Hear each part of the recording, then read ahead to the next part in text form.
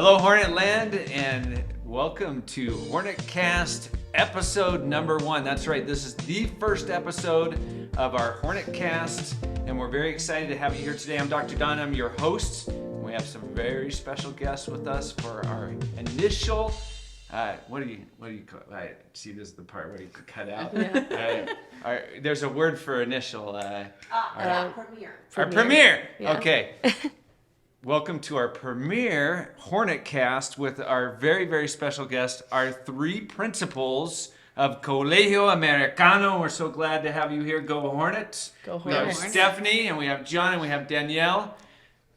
We're starting with lower school, middle school, high school. I don't know if we sat in that order on purpose. We did, And we but- have the blue shirts and the orange shirts. Someone forgot to tell me I was supposed to wear blue today. No, I think orange is good because you have to have a little variety in life, right? We like diversity. It's a good thing. So we're excited to have you here today. Today we're focused specifically on Americano and all of the great things that are going on. Sometimes our community doesn't know everything that happens on a daily basis and throughout the year at CAG. But you as principals have unique experiences and lenses. All of you have been here a lot longer than I have been. And so we're going to talk today about what makes CAG unique and what are some of your best memories and some of the things that you're excited about for the future at CAG. So we'll start with Stephanie, since you're wearing the orange. I'm and we're ready. going to talk to you about first of all, maybe you can tell us a little bit about how long you've been at CAG, your family. I mean, you have kids growing up here, and then also about a special experience that you've had here at CAG. My name is Stephanie. I've been here for 14 years. I am currently the lower school principal, but I started as a teacher, and I even worked in the middle school for a couple of years. And I have 2 kids who are both in the lower school. I think a great memory, it's hard for me to think about a memory as someone who works here versus a memory as someone whose kids go here. So I kind of have 2 answers there. That's okay. There's nothing wrong with that. You're a mom first, and then you're a principal second, right? Okay, well then I'll answer in that order. Okay. One of my favorite memories as a parent is just walking to school with my kids every day. I'm lucky to live really close to campus, and as we walk up the hill to get to the Passerella and everyone starts saying good morning, and you're out in the mornings a lot, you see the parade of people that you greet. You see as the you enter teachers and their campus. kids, and then all the kids coming off the bus. Yeah, and it's just such an incredible way to start my day every day with my kids, entering campus and just being greeted by lots of people saying good morning, giving high fives, hugs. It's the best way I could imagine It's a starting my good day. way to start the day, right? Lots of smiling faces and lots of greetings. So Yeah. very cool. As a faculty member, I think one of my favorite memories here at CAG, it's hard, there's a lot, but I think something that I really loved from this school year was the creation of the Hornets book that we got. I can't think of the title. What's the title? Are you a Hornet? Are You a Hornet? Sorry.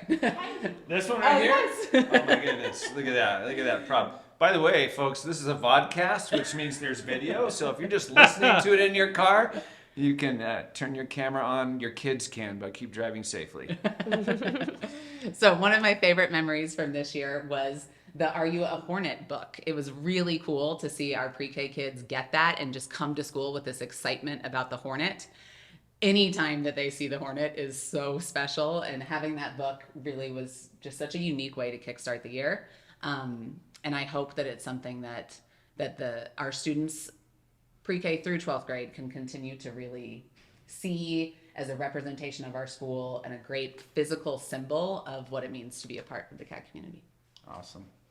Thank you, Stephanie. You're John, you're up. No All pressure. No, so I've been at CAG for 8 years, actually. My wife and I both came here in 2016 as teachers, and just through the years, I've worked my way up into the principal role. My wife and I have 2 kids. My son Remy's in kindergarten. Oh my gosh, that shouldn't have been so hard for me to remember. He's in kindergarten here at CAG, and our daughter's 2.5. Hopefully she'll be a Hornet in a couple years. But I think I have some of the similar kind of, in terms of looking at it as a parent and as a member of the faculty here, there's an intersection between the things that I love and have as memories. And for me, my favorite part of CAG in terms of the memories that come to my mind is seeing our students' eyes light up at events, be it after school clubs, be it Independence Day parades across campus and Independence Day activities. I get to watch my kid. I get to watch all our middle school kids go out and pack the halls as the lower school children do a parade at Independence Day, and watching my son with his class do their little march around campus in that parade, and in the intersection where we see lower school going through middle school, going up through high school. I think that's where we have this one school feel. And I think this year, getting to see my kid experience Noche de Luces while I'm working and I'm watching all my middle schoolers and their families, and then watching my own kids' eyes light up at all the different rides and games. I think that's what I take away from this school, is that it's more than a traditional, this isn't just a place we come to learn and go to school and learn in the classroom. We learn through our interactions with each other, and we learn through all the events that we have and through how we bring our community together. And that sense of community, I think, is the strength, and it's the foundation on which all of our positive experiences are driven. And so that's my favorite aspect of CAG. I think you're right, John. I think that's, as the new guy in the community, I've noticed that there's a real sense of family, that it's all about the family, and we're one big CAG family, but we also have our little families that feel belonging in the community, and that's really important. But you have to tell us about your drum line. You mentioned the parades, Right. and you mentioned Noche de Luces, and I think you got to tell us about the drum line. Well, I think high school, Danielle's probably going to talk about this at some point today, but high school and the elective experience and the student choice that have exploded in the high school have really trickled down to ask ourselves in the middle school and even in lower school, how can we give more student choice and voice into our program? And this year, we, for the first time ever, we know other schools in Guatemala offer drumline. Our middle school ventured out to offer drumline, and we took 22 of the most fantastic, rowdiest 8th grade boys and put them all into one classroom. And they have taken all of their energy and put it into the most positive experience ever. They are, day in and day out, they're honing their craft on the drums. They're choreographing. It's not just drum work. They're actually choreographing and leading lower school parades and in other ways. And they're performing at our Noche de Luces. They're performing at Independence Day. And to see what these 22 kids with their teacher, Luis Pedro Palma, have been able to do has shown us how important it is to give students more voice and choice in their programming. Is it my turn? Yeah, it's your turn, Danielle. Okay, it's my turn. Go for it. Hi, I'm Danielle Ranieri. I'm our high school principal. I do not have kids at CAG yet. I have a little one who hopefully will be here in about a year. And I came to CAG in 2017 as a teacher as well in the high school. Moved into learning support and managing how we support our diverse needs of students and make sure that we're providing all of our kids with the best education that we can have for them at our school. And in that role, I worked mostly with adults, but I miss the students. And for me, high school, those are the students I'm drawn towards and love working with. I love being in that part of their life where they're making big decisions and figuring out what their big next step is on their own. So I applied and thankfully got the position as high school principal. And with that, I don't know if it's a specific memory, but the highlights when I think of this past year have just been seeing our students take ownership and do something on their own with the support of our high school staff or our high school administration. And they are just so drawn to making change or speaking out or trying to promote the things that they care about. And so every time that a student sets out to do a project and then the presentation comes, or a student's trying to organize a festival and it happens, or even our students on these ASCA trips and the way that they represent themselves in front of other schools, I just see them taking the initiative and really feeling like they have the support to go out and do something on their own. And when those moments happen, I just feel like there's this willingness of pride that our students feel empowered to do these things and to make these things happen. Right behind you on the whiteboard, which our audience can't read it, but it mentions in the vision and the mission that we want our kids to lead meaningful lives, right? And specifically in the mission, it says, to lead meaningful lives as responsible members of a global society. I know that we've talked, someone mentioned one school, and oftentimes parents just think, well, I'm a lower school parent, or I'm a middle school parent, or I'm a high school parent, right? But a lot of our kids, they start when they're 4 years old as preschool students, and they think lower school, and they think, the montañita and all that fun stuff, right? But really, we're one school, and we're trying to look at that vision of a kid entering as a 4-year-old, and then when they graduate as an 18-year-old, what progression have they made in their own learning as an individual to be able to fulfill a meaningful life.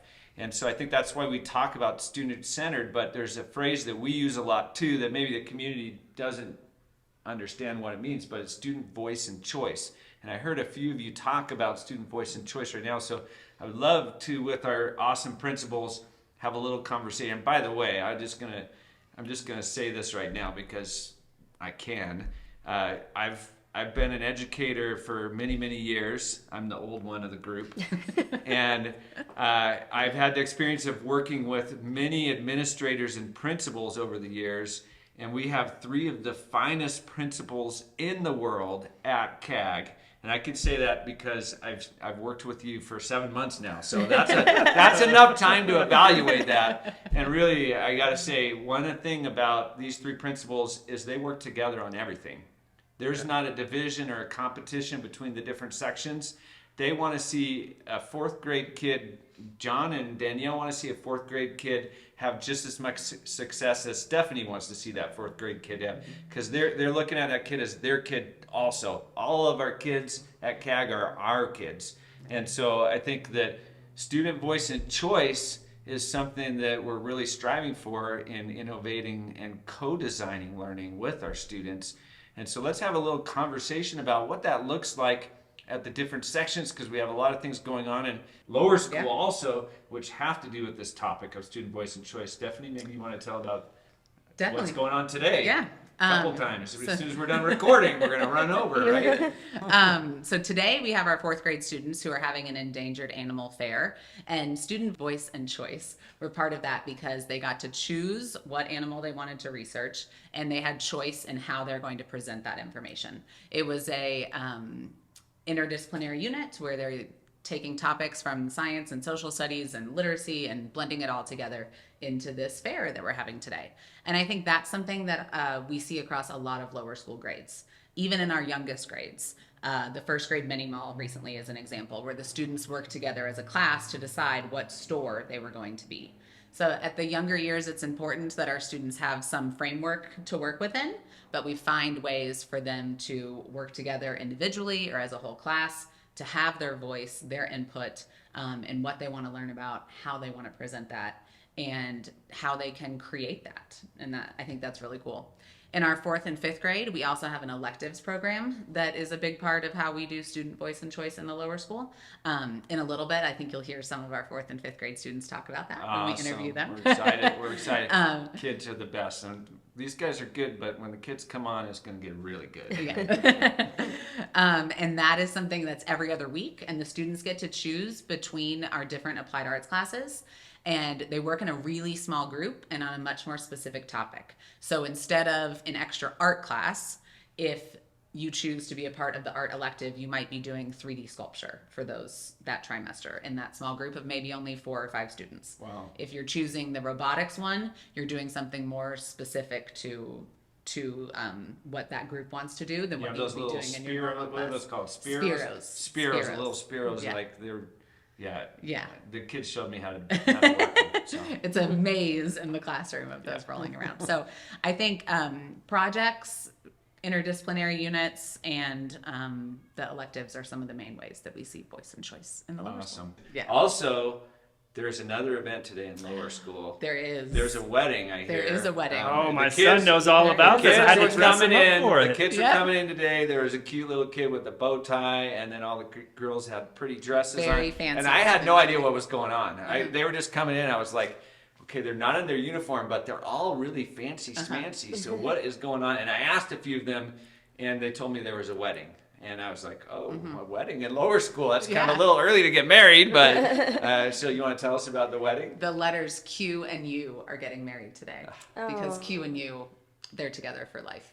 They always go together, They always don't go they? together. Q and U. And so the kindergarten students came dressed up. They brought snacks. There's a reception, including dancing after the wedding as well. It follows the format Wedding pictures of a traditional Q and U? wedding. Yes, Yeah, there okay. are pictures. It is quite the event. Meanwhile, in middle school today, it's not student voice and choice, but right now actually 8th grade is just finishing up an activity where they're leading 5th graders through cookie decorating and Yes, kindness that was also activities. Oh, they're with the 5th graders, yeah. And then later today, next around 10:30, our 7th graders are going to go down and work with 3rd graders on some kindness activities that they have, and then our between 1 and 2, 6th grade is going to go down and work with 2nd grade. And so part of that's not so much student voice and choice, but it is leadership. It is cross-sectional. It is creating opportunities for our students to show how we're one school, right? We can talk about you, the three of us, and with Dr. Don working as one school, but if our kids aren't working across sections, I mean, we kind of lose sight of that a little bit.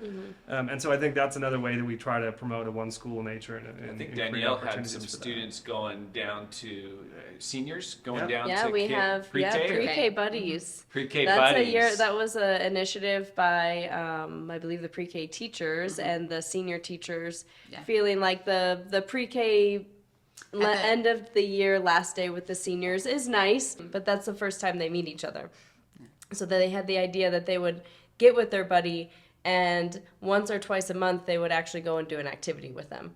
So we bring our groups of seniors down to the pre-K sections at scheduled times each month, and they might have something to do with what they're learning, like they did levies, the pulleys the other week, and they might just read stories to them, or they're sharing about their families and learning about their pre-K buddy families. And our seniors are so excited every time they go. They always want to steal some of the kids and bring them up to high school. I can say as a pre-K parent, this is something I really enjoyed seeing this year too. My daughter always talks about her senior buddy and how much fun they have when they come. And the pulley idea was amazing. Yeah. Our pre-K students were learning about simple machines, and then the senior students in their classes made pulleys and brought them and gave them to the pre-K kids. It was awesome. Practice together. It was beautiful. We have a lot of voice and choice in our course selection as a high school. I think we have really built up what the options are, but our students also are figuring out ways to express themselves in class, the way that they present their learning. Our students are constantly, as I said earlier, they're coming up with new ideas. We want to do a festival. We want to do this club. During mini-mesters, instead of this course, can we do this project that we just came up with? So we really are...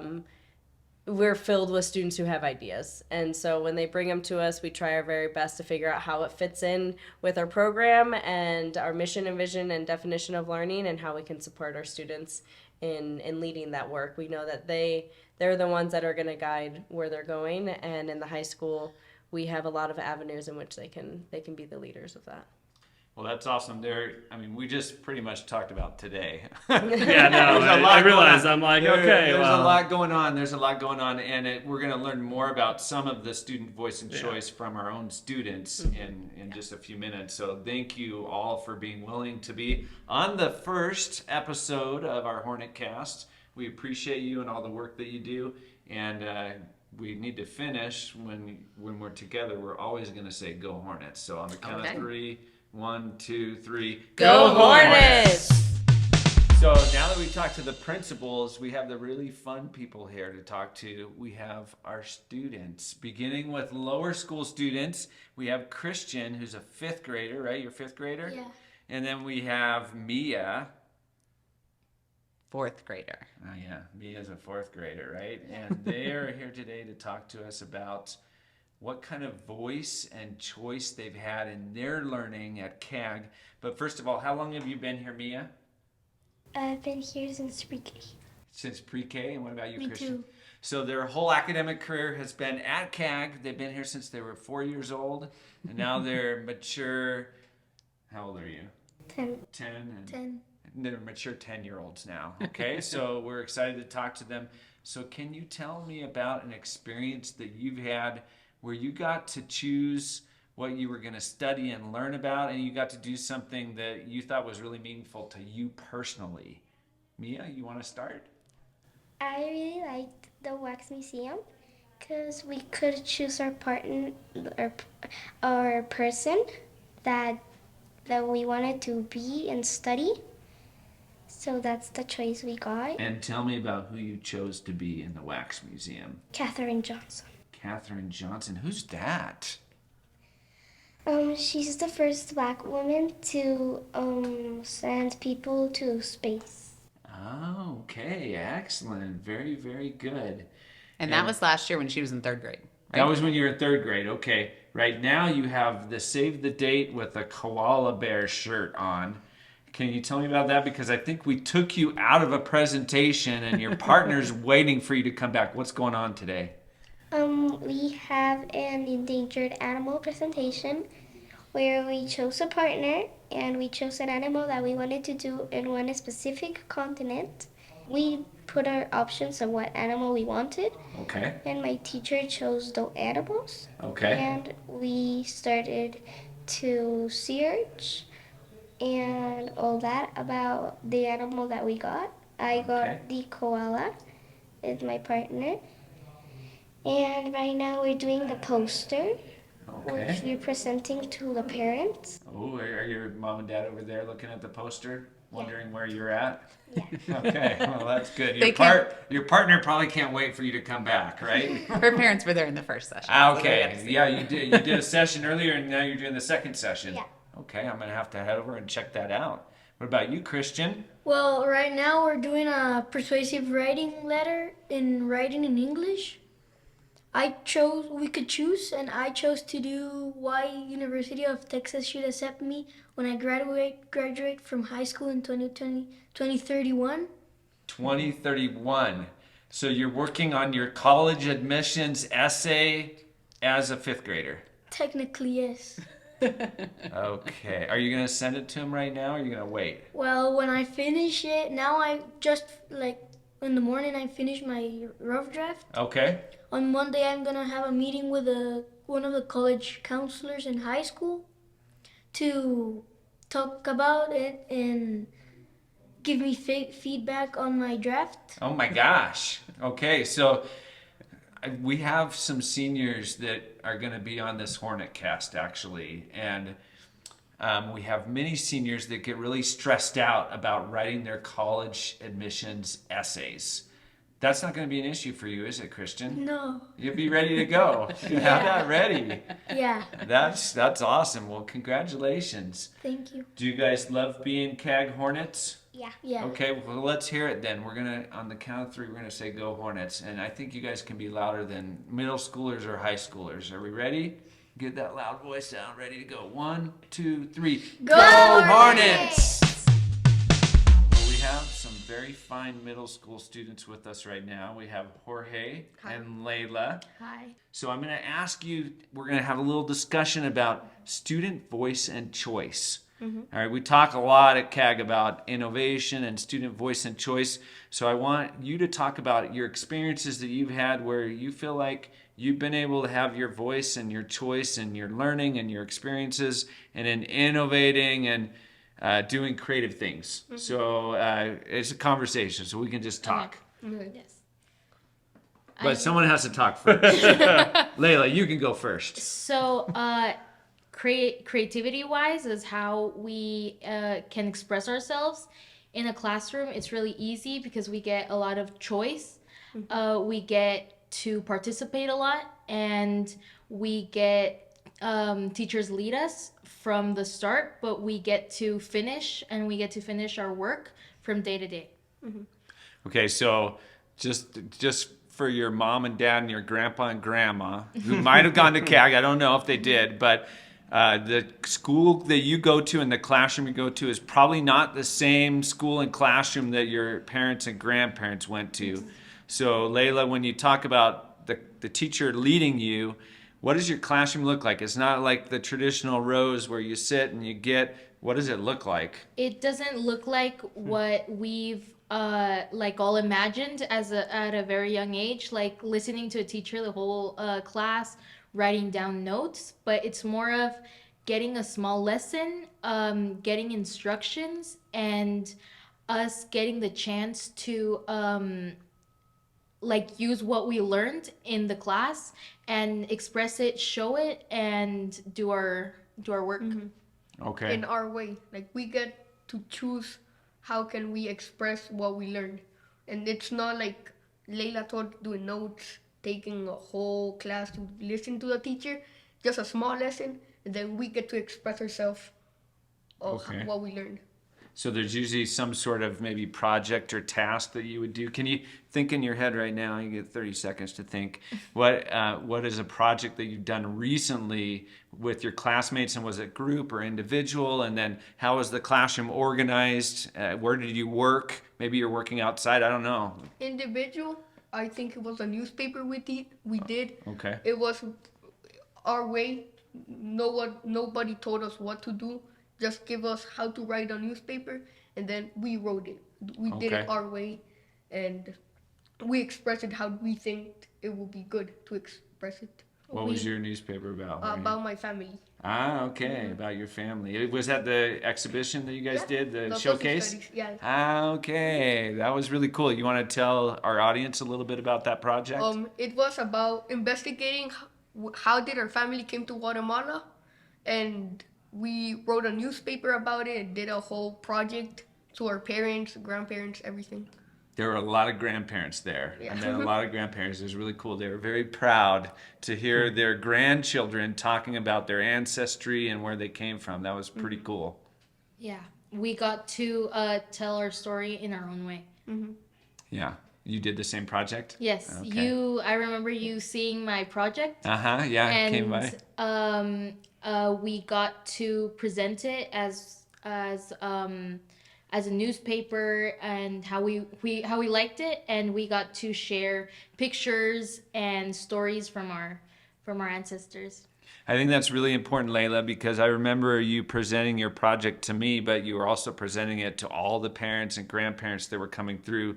So you guys probably presented your projects like how many times in that? 10 times. maybe? 10 times at least, right? So I think that that's important, because we live in a world where public speaking and presenting information that's important is really critical to whatever job you're going to do in the future, or wherever you're going to be.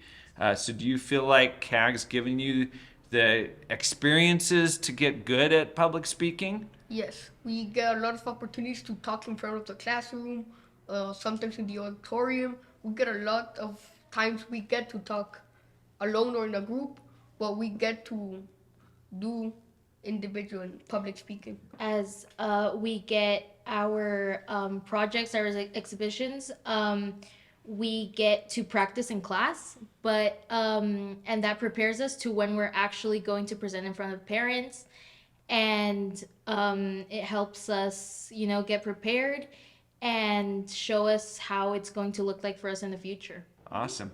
Well, you guys are probably really good at saying "Go Hornets," aren't you?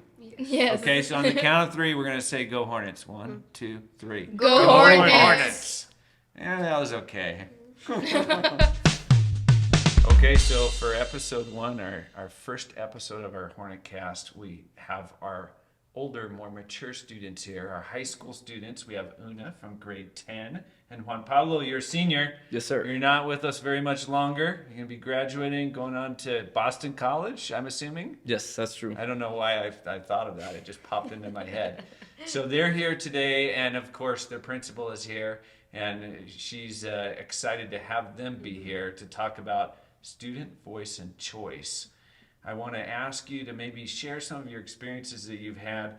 First of all, how long you've been at CAG, and then what are some experiences that you've had where you felt like your voice and choice has been honored and you've been able to grow and show your creativity and innovation. So we can start with Una. Want to start with you? Well, I've been here at CAG for 11 years now. I think I've been here since kindergarten, and I don't know, I've been part of a lot of clubs and I've had a lot of ups and downs, but it's been fun. Can you tell us about some of your clubs that you've been a part of?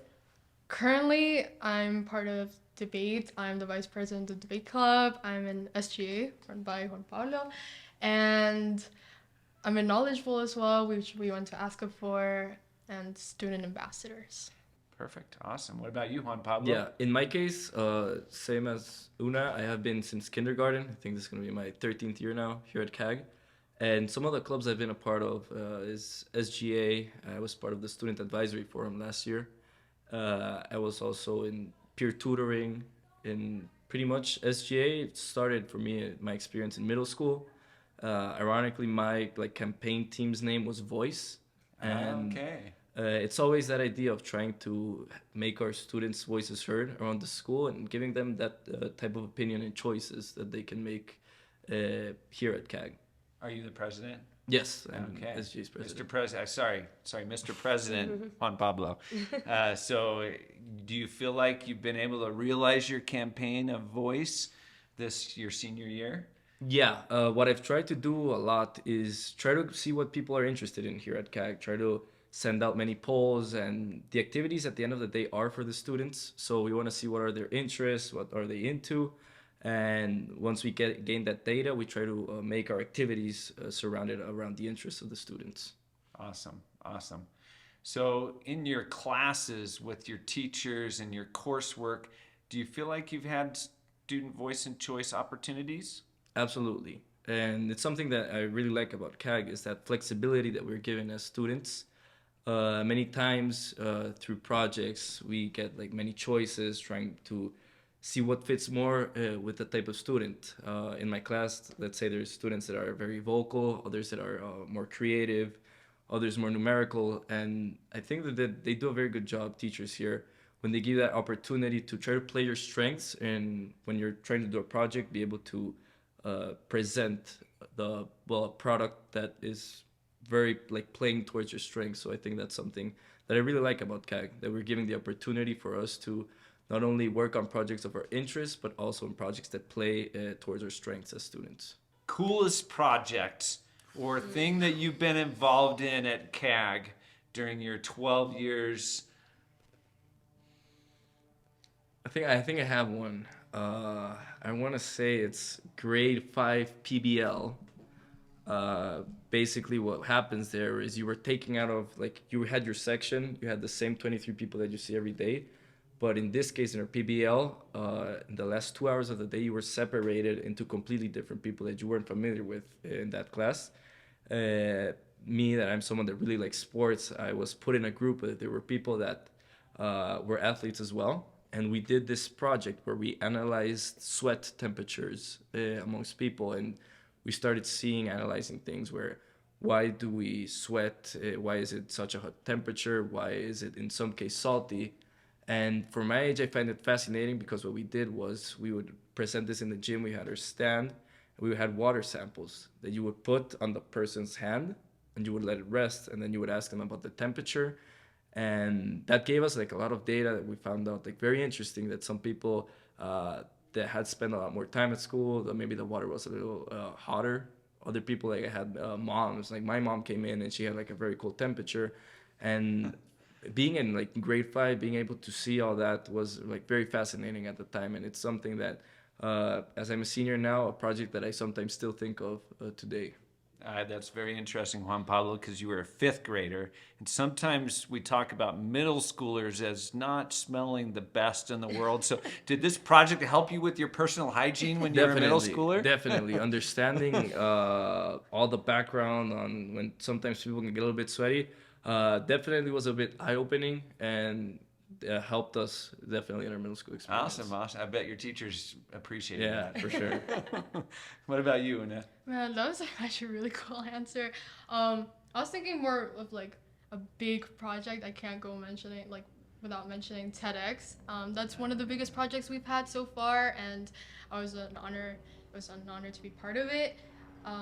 We practice and rehearse for around 4 to 5 months in preparation for the TEDx event, and last September we got to present our talks, and it was a crazy experience. I've never done anything like that, and just having the opportunity to do that at school was really empowering. Certainly you're not nervous for a Hornetcast after that experience, right? You I'm went actually through really all the nervous nerves. right now. Are you? Okay. All right. Well, you guys have been great talking about TED Talks and 5th grade sweat projects, and We appreciate you being here. You're going to stay with us for the first Hornet trivia question. And so you guys, actually, I think you can't answer this question because you'll get the question now, and this cast won't air until later. So I'm sorry, you can't win the baseball caps, but we're going to give away 3 Hornet baseball caps if you're the first 3 people to answer this question. You can look on the screen right now. There's an email address, so take that down, get ready.